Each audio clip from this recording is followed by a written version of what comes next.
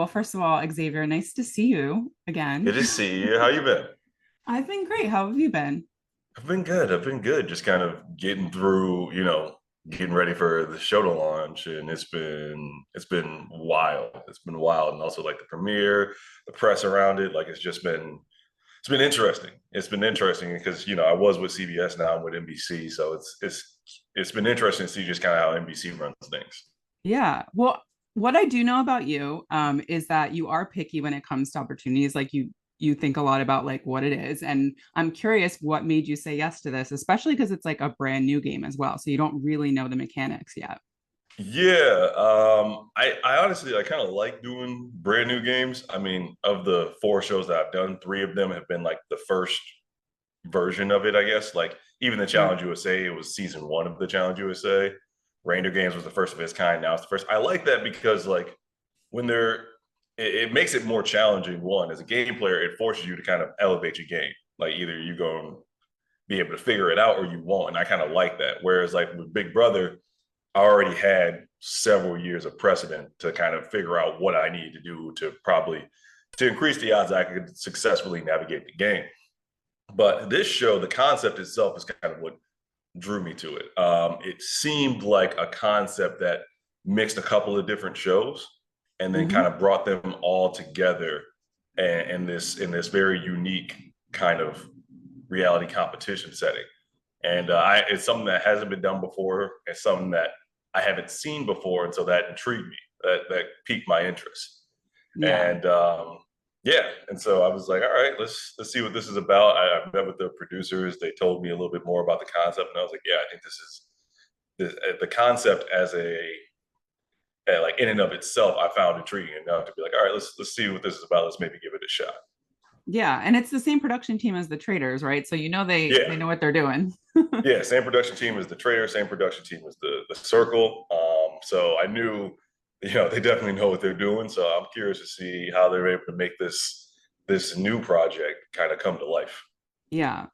Now we have to, I mean, I know you. You probably assumed someone might recognize you in there. So I'm curious what your plan was. Were you like, let me come out with So it? Let me see?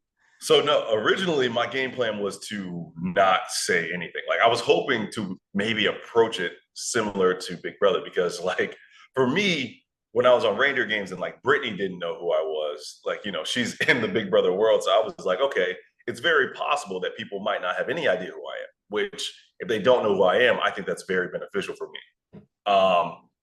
And so I was kind of playing it out initially. I was like, okay, I'll tell them actually what I do for a living. So that way, if there's anyone who does know me, like they're not going to be able to say that I'm lying or like I'm kind of keep secrets. But I only started with that, and then I remember on the first night, Dylan comes up to me and he's like, I know who you are, right? And I was like, ah. There you The go. second time in the first couple of days, a gay black man has figured me out. Like I can't deal with it They're your anymore. I can't. kryptonite Yeah, or your clearly, ally.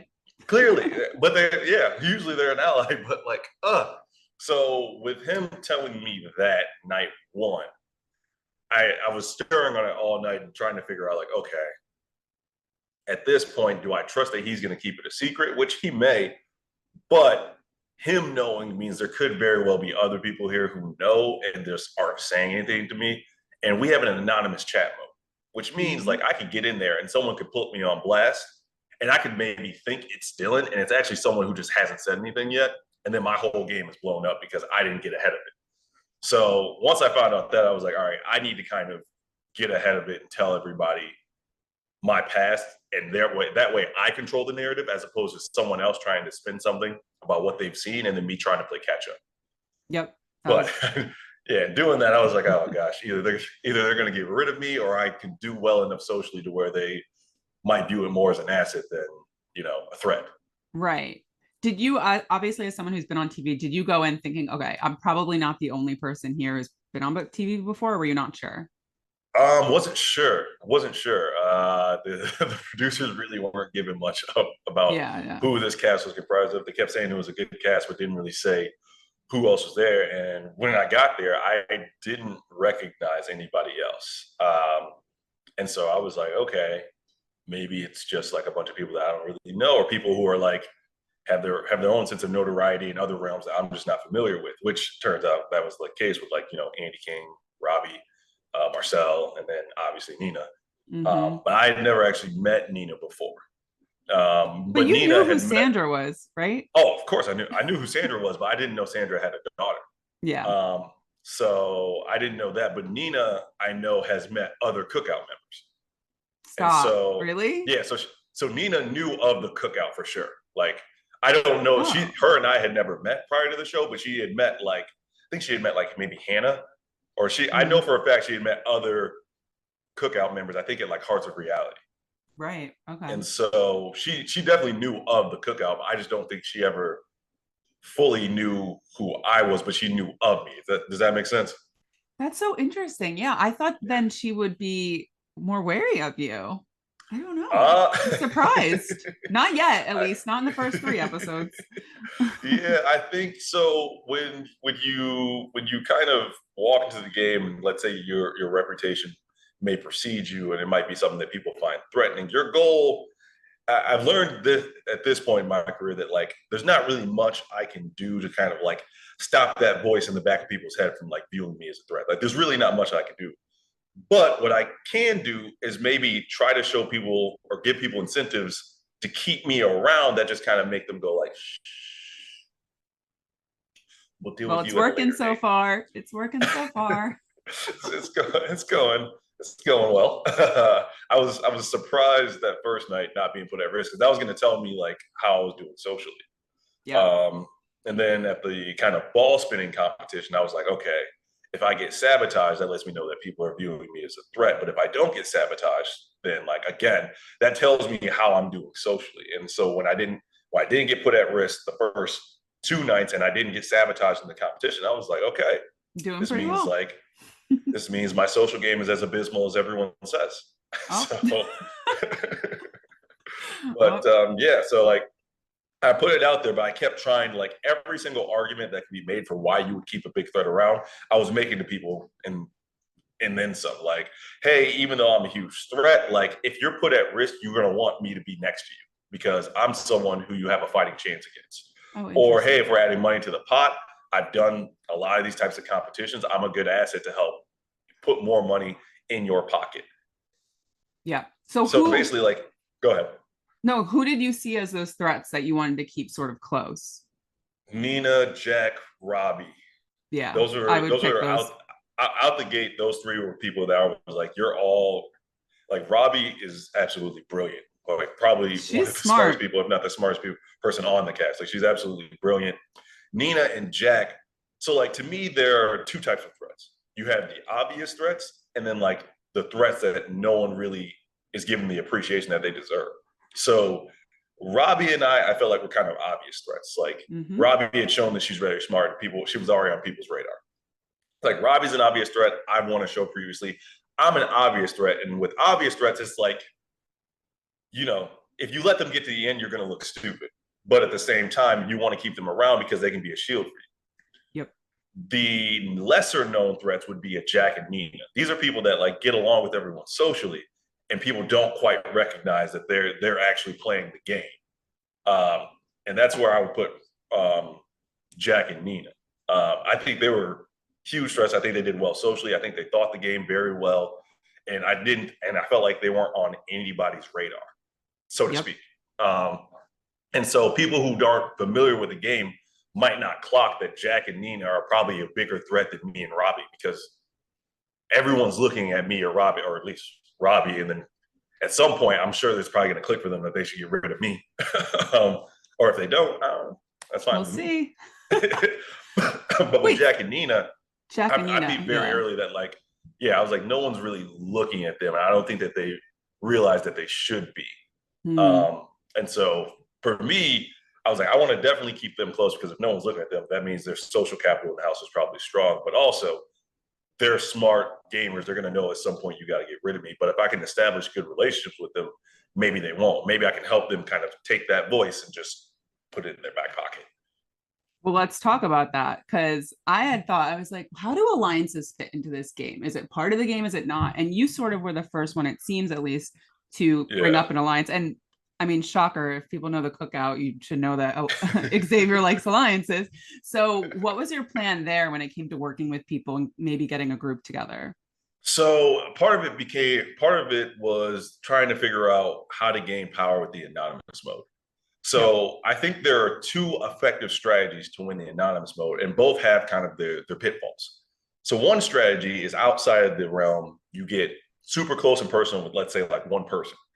And then when you get in the anonymous chat, you throw that person to the wolves. You absolutely obliterate their game, throw them under the bus, because no one's going to suspect that you're doing that. Mm-hmm. Now, for me, I feel like that's an effective strategy, but it comes at a very high cost, because either one, if you don't get the anonymous power, you might have just put such a big target on your allies' back that now people are looking in their direction. And someone gets power, you essentially just sent your closest ally home, and you never want your allies going home in a game.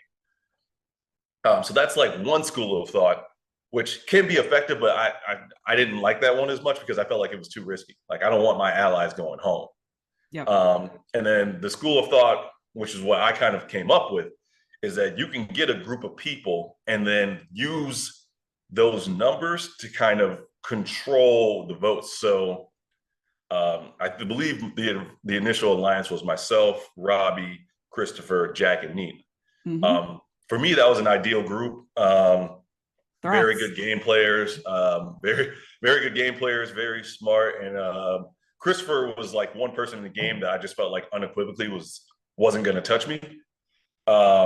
I would say, or even if he was, I trusted that he wouldn't touch me before anybody else. So he might, but ultimately, I think he would be like the last person out of everybody there to do it.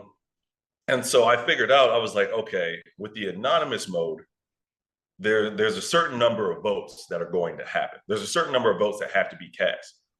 And it's all about probabilities. Right. So if we can get 5 people, we use the anonymous chat to try to get some indication on who people are. So be in the chat, throw people's names under the bus that we're targeting, and then try to like get them to reveal themselves, so to speak. And then from there, with the 5 people that we have, it's like, okay, let's say we're looking at Tyrena. Let's say we're looking at Tyrena. You two, like, we think Tyrena could be truck, pizza, or I don't know, what's something, pencil. Mm-hmm. Truck, pizza, or pencil. So 2 of us are going to vote Tyrena for truck. 2 of us are going to vote Tyrena for pencil. 2 of us are going to vote Tyrena for pencil or pizza. Mm-hmm. This way, it significantly decreases the odds that she becomes the anonymous if one of those guesses is correct. Yep. Because now her likelihood of getting the anonymous gone. And then for the people that we are working with, you try to accurately guess their handle and then mismatch it purposely to increase the odds that someone you're working with gets the anonymous power. So that's kind of what I learned. This way, you don't have to put your allies at risk. You're kind of getting control of the anonymous power. And to me, I was just like, this is like, we can literally steamroll the game as long as we just kind of stick to this. And also like also process of elimination, right? Well, like, aren't you sort of slowly figuring out everyone's handles based on how they're voting as well? Yeah, based on how they're voting, based on their chat energy, you process of elimination, you slowly kind of start to figure it out. And that's why I thought this strategy was going to be effective, just because like it's going to get easier for us to figure out who other people are. And so we can just constantly put them on blast in the chat, avoid putting any of ourselves at risk. And then now we're like, okay, we're pretty much bending the anonymous mode to our will as we see fit. And I'd rather do that strategy than be like, oh yeah, we're really cool, and then in the chat kind of throwing my ally under the bus. Just because to me that was too risky, because if I don't get it and then you go home, it's really my fault. I saw like a lot of, well, not lots. Most people were taking notes. Some people didn't seem to be taking any. I would have been taking a lot. Were you taking a lot? I literally had a whole chart created. I was diligently taking notes. Like, everything that somebody was saying, I was trying to attach it to one person or another. I was diligently taking notes. I literally had tables for every single time we went in the chat, both when we first got in the chat mode and then when we were taking the test, because when I took the test last time, I wanted to compare to what I thought this time. I was constantly going back and forth. This is probably the most I had to vocalize how much is actually going on up here, because I know people don't really see that on the other shows. True. And this show, it's like The Circle. It forces you to vocalize what's going on up here. Mm-hmm. And so there's that aspect that I think people haven't really seen yet that they're going to get to see, is just how much like my brain is kind of analyzing and thinking throughout a game.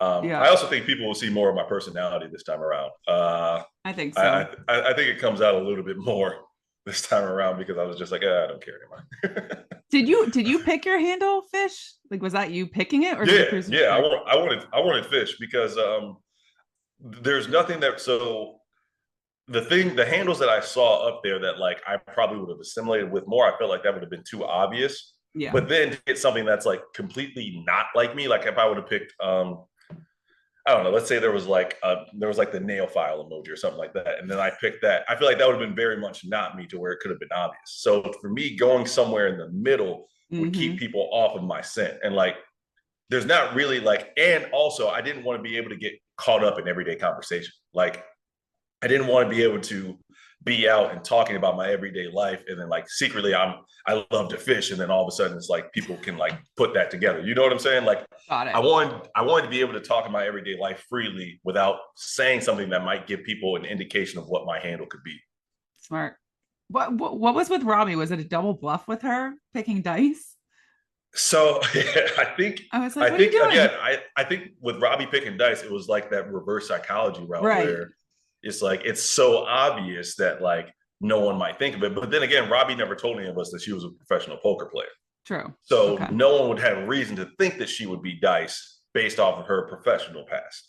Yeah. But yeah, I think for her, it was something that she saw that was familiar to her. Yeah, and so at that point, it was kind of like, okay, I want fish because I don't think there's nothing that really ties me to fish, and fishing is so opposite from anything that does connect with me to where it's going to be a problem. Yeah. I thought that was And a smart move. yeah, and it was working out for me. But what I figured out early on, and think I figured this out day two, is that my strategy was to pretend to be somebody who was very much not like me. Hmm. Um, and the first couple of days, alliances really hadn't been formed. So you're just going off kind of your relationships in the game. And I didn't feel like I had a bad relationship with anybody. So I felt like I could portray anybody. It'd be fine. Because if they get power, I don't think they were coming for me at that point early in the game. Yep. And so I was kind of like, okay, who could I be that is very different from a 6'2" bald black guy? It's like Lily. So, and like, I was like, we're literally like, you look at us physically, we're not alike at all. So, and kind of pretending to be her, I feel like it would give me a high chance to be the anonymous. But I also realized that every single vote where someone thinks I'm Lily, it also gives her a vote because they're not correctly guessing her handle either. And so it was like, So many oh, nuances, like this to this. without a shadow of a doubt, this was easily the most like layered and convoluted game I've ever played. Like Big Brother, the Challenge Reindeer games, no disrespect to the games, but they're pretty straightforward. They're pretty Yep. simple. Like you can work with people and like there's not really much to throw a wrench in that outside of some like random twists. In this game, it's almost impossible to work with people because like you were incentivized to kind of throw them under the bus to help you gain power, which is why I like was racking my brain for the first 2 days to be like, there's got to be a way for me to have allies and not throw them under the bus and get power, which is why I Yeah. kind of came up with that voting strategy that I did. And to, to my knowledge, it was effective. No, yeah. So far, I mean, through 3 episodes, I'm just like, how is Xavier not on anyone's radar? Like, what are we doing here, people? I was like, come on. And Yeah. we didn't even talk about like the competition aspect either of this whole thing. Oh Like, there's a yeah, whole other thing. the competitions are intricate. I found them to be somewhere between like the challenge and Big Brother. I would say not quite as intense as reindeer games, but somewhat more challenging. Like the mental aspects of some of these. No, because I did do like a 1,000-piece puzzle on reindeer games. So yeah, That's true. I would say the challenges and their degree of difficulty might be somewhere around reindeer games. And I would say actually, so yeah, that would actually be more difficult than the challenge then. So somewhere between the challenge and reindeer games is where I would put these in as far as degree of difficulty.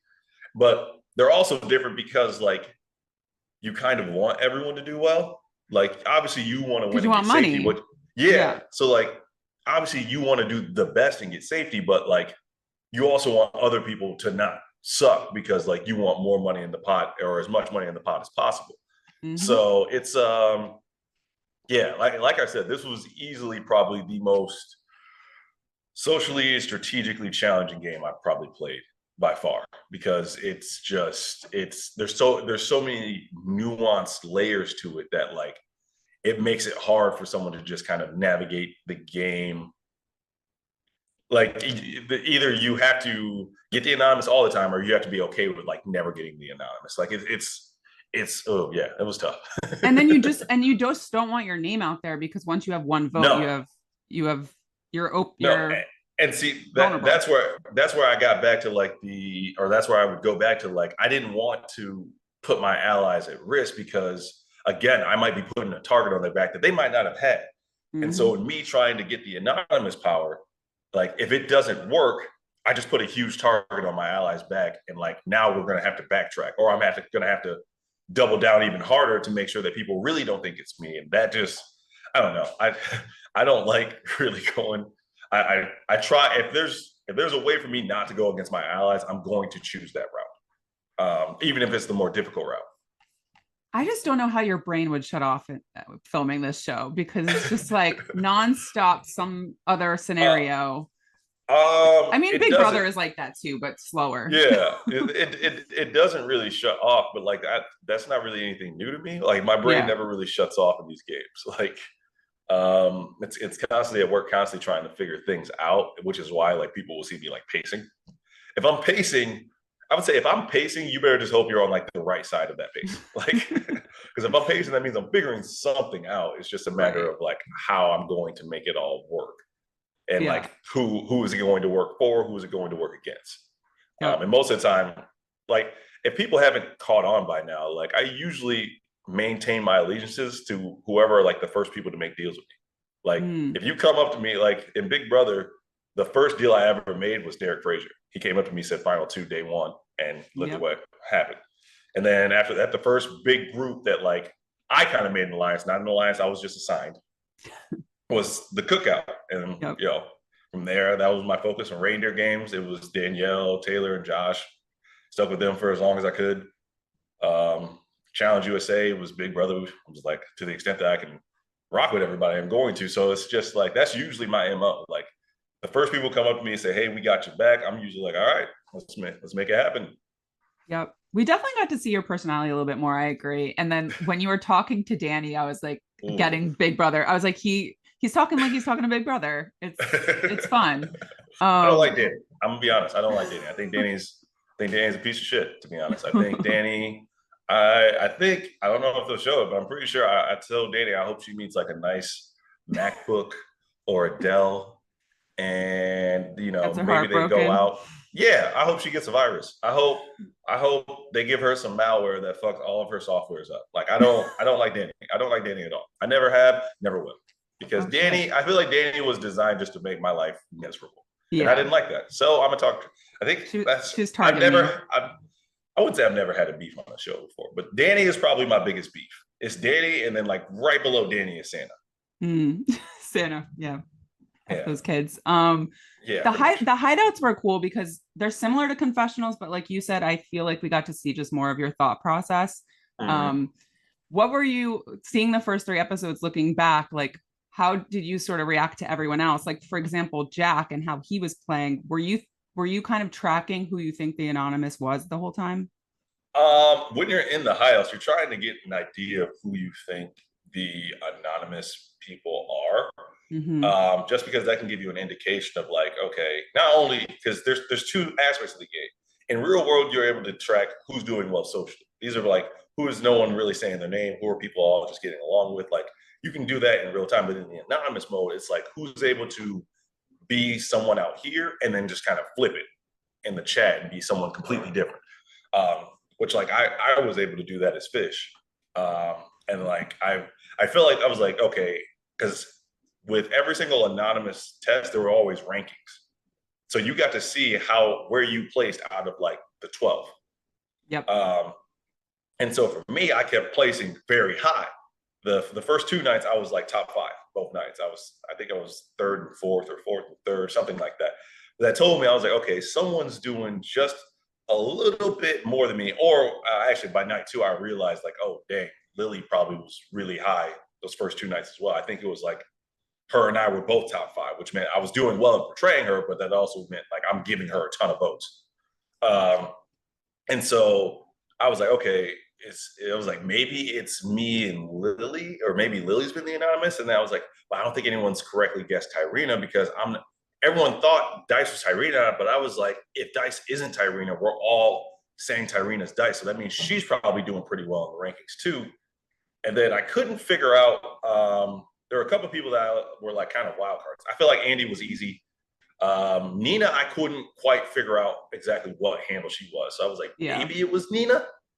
But yeah, so like in the anonymous mode, you're definitely trying to figure out who the anonymous could be because that's the person who's had the most power in the game. Yep.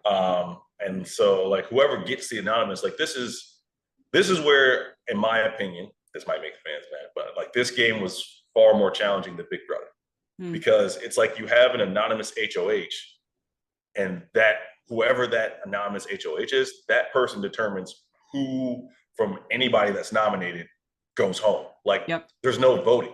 And Big Brother, even if the HOH wants me gone, if they don't have enough support, they can't get rid of it. So like that's where Big Brother to me is easier because then I just gotta either make enough deals or have enough allies on my side to where it's like, okay, I'm gonna be fine.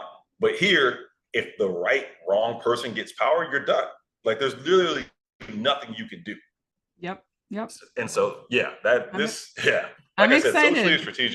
socially and strategically, this is easily like the most challenging game I've been a part of. Yeah, I'm excited to see how it plays out. It seems like you're doing well so far. Let's see. I could talk to you all day, Xavier. Let's definitely talk at the end of this. I know we have to wrap up. Real quick, one person you'd like to see play the anonymous next in your circle of friends or Big Brother or whatever. Anyone you would like to see play? I got to ask this. I want to try to pick people from different shows. But I'll do a couple for Big Brother just because the Big Brother universe is more where I got started. So like if I were to pick in the cookout, who I think would do the best would probably be Hannah. I think Hannah would probably do the best.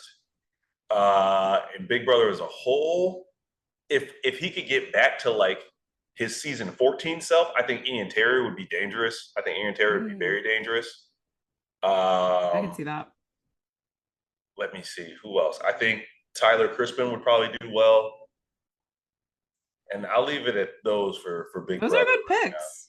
I think because they're people who I think, like with Hannah and Ian, I don't think people would be as suspicious of them. But Ian's older now, so maybe. But like when Ian was in season 14, that kind of being youthful but also being brilliant, I think that works to their advantages so well. And Hannah's savage enough to where like she'll do what needs to get done. Yep. It's the Taurus in her. And then Tyler, I think Tyler, again, socially, he'd probably do really well. And then, again, he's another player that I think wouldn't be like rudely cutthroat, but would be willing to do what he needed to do to try to win. Yep. Who else? Who would I like to see? I'd like to see William James Richardson from The Mole. He won season 1 of The Mole. Oh, yeah. Yeah, I'm curious because he hasn't got another chance to compete on one of these shows. He went on Perfect Match, but like I'd like to see him in another competition show. So I'd be curious to see how like the winner of The Mole translates to this game because there's some mole aspects here. Yeah, so I'd like to see him do it. Maybe James Andre Jefferson from The Circle, because like I want to see how those people from some of these other shows that like incorporates concepts here. I want to see how they do. Good point. How they vote and everything. Yeah, how they vote, how do they navigate the game strategically? How do you figure out figure out the game? Like there's a lot of different strategies that can go into this game, which I think gives it longevity. Because like there are so many different ways that you could probably effectively navigate it, and it just depends on which path you choose. Okay. Well, I know I have to wrap up, but thank you, Xavier. It was very nice speaking with you. And I'm like I said, I'm excited to see how this plays out. Yeah, I think it's a good show. Like I said, it's probably the most challenging socially and strategic show I've ever played. So it's definitely something that I hope the fans enjoy. I think people who are fans of the game, it's like games themselves, will really eat this up. Because it's a mind fuck.